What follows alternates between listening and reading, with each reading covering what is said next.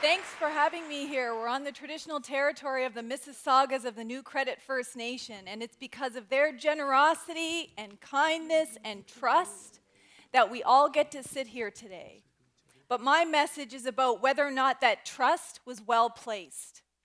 Canada is in a crisis of epic proportions. Canada is literally at war with its own citizens. And we are not all going to survive the battles that we're in right now. My message is about how do we address this?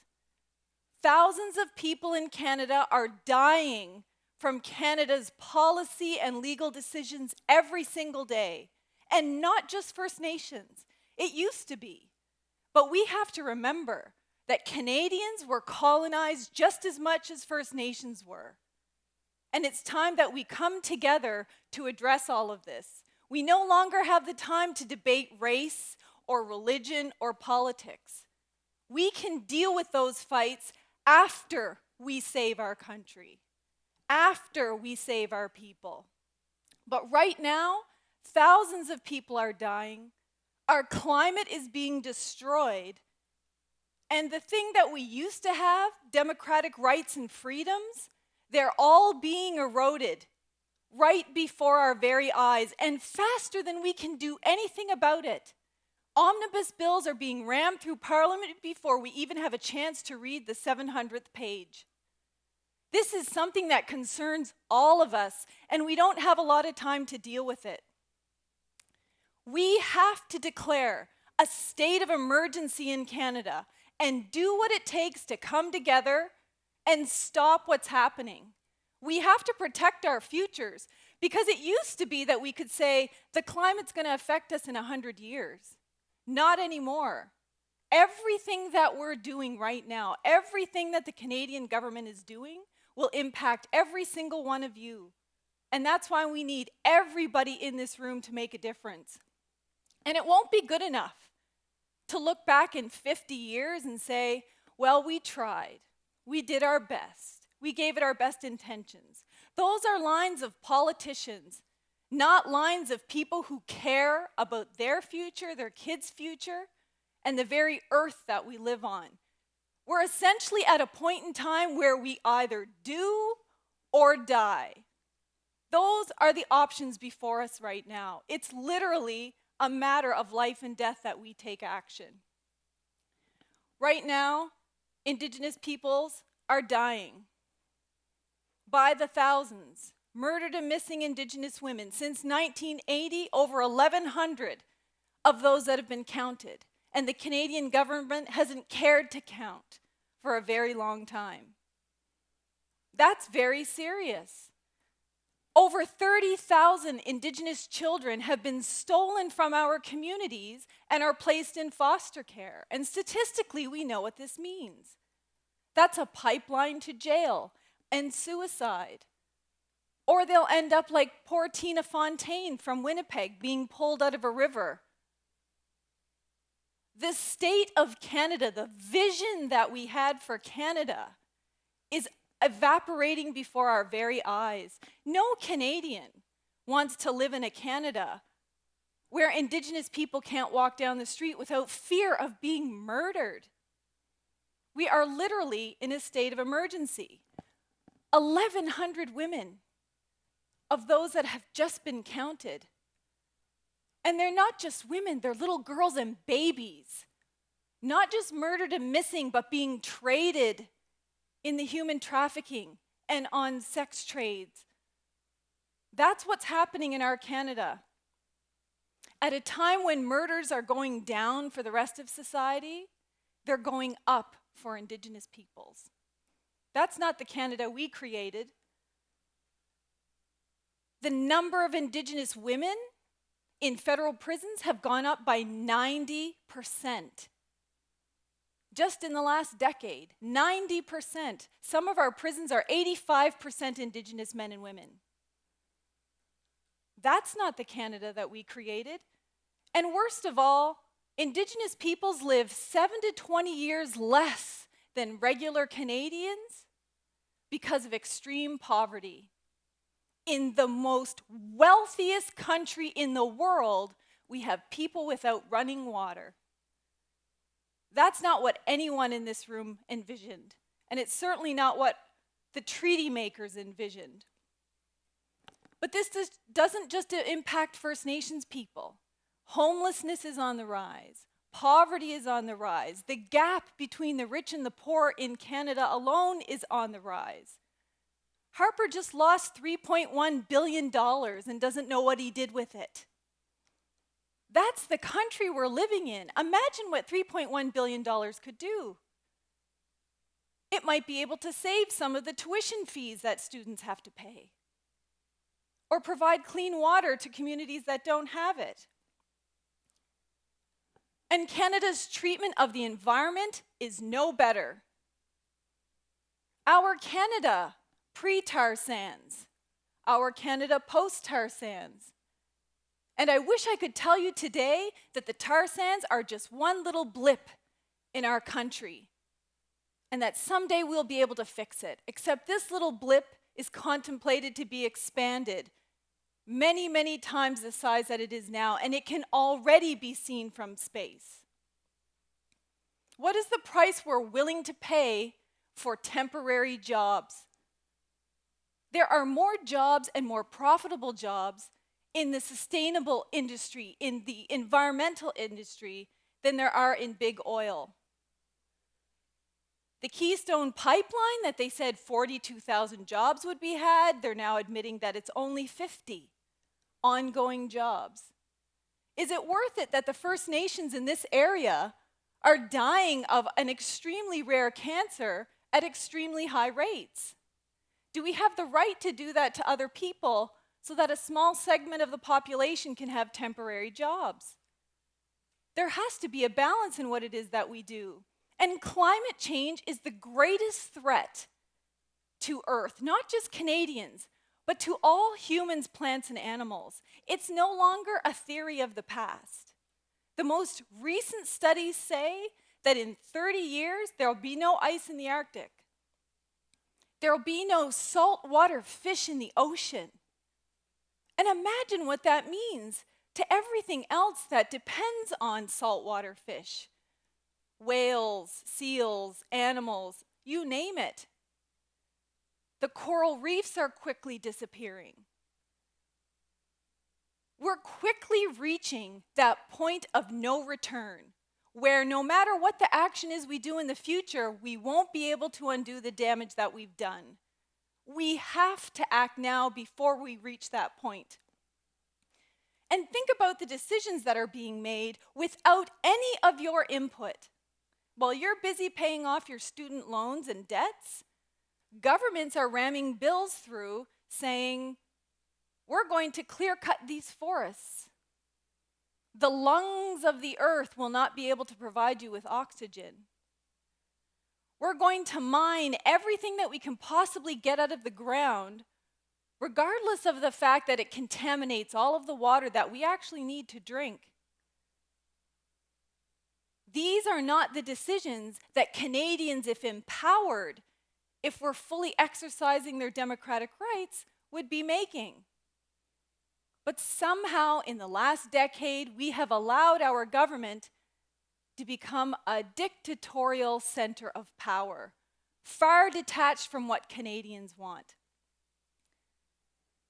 Not only are all of these things happening in climate change, but our water sources are becoming increasingly contaminated. There's over 780 million people around the world that don't have access to clean water, and a large majority of those are First Nations here in Canada. How can First Nations located to towns and cities in the very same area not have access to clean water? Government policy people can sit down, review budgets, and they can calculate with precision exactly how many First Nations children or people are going to die from their policy decisions. We're going to spend $20 billion on surveillance of First Nation activists, but we're not going to provide clean water. And here's how many kids are going to die from contaminated water. Since when did we become a country that we started making those life and death decisions? We're not at war with one another. That's not what this country is about. Our human rights, our basic democratic rights are under attack. Look at every major scenario in Canada. Every time there is a flashpoint, every time there is a protest now, you can't even be a bird watcher without being spied on by thesis. And I'm sure they're in this room. Hello, thesis. How bad does it have to get when someone like Cindy Blackstock, a social worker, an activist for First Nations children in care, is followed by the RCMP Indian Affairs and thesis for the work that she's doing? How bad does it have to be when bird watchers are under watch themselves? That's not the country we live in, and Canada's international reputation is tanking because of it. We got turfed from the UN Security Council, and I would have turfed us too. If a country is at war with its own citizens, it doesn't deserve a seat at the Security Council making decisions about any other country and standing in judgment. There are more political scandals by Harper in the last 10 years than in all the other governments in the previous 30 years. How long do we wait before we take action? Because the battle's ongoing. And the longer we wait, the more entrenched the government will be. In the last 10 years, Canada has gone from one of the top 4 countries to live in all of the world for regular Canadians, for people all over the world, to a country where the United Nations, other countries, and international think tanks are all reporting and commenting and saying, what happened to Canadian governance? They're no longer a democratic country. And in the last 10 years, their relationship with First Nations has gotten far worse than it's been over the last 80 years. That's not the Canada that we envisioned. And think about the G20 summit. We invite the world to Ontario, to Toronto, in fact. And what did we get? We got massive police abuses. And this is a sign of things to come. When these things just happened to First Nations, when the RCMP and SWAT teams were sent to Gustafson Lake and had the largest attack on civilian population in history, people said, well, that's just protesters. When the military was called out in Oka against First Nations, protecting the lands and waters, we thought, well, that's just First Nations. Well, welcome to our world. Because in any country around the world, if you look at what a government does to its First Nations people, it's a sign of things to come for their citizens, especially Canada. And now you look at the G20 summit. And any student who thinks about protesting their rising tuition fees too loudly, I'd be interested to see what's going to happen.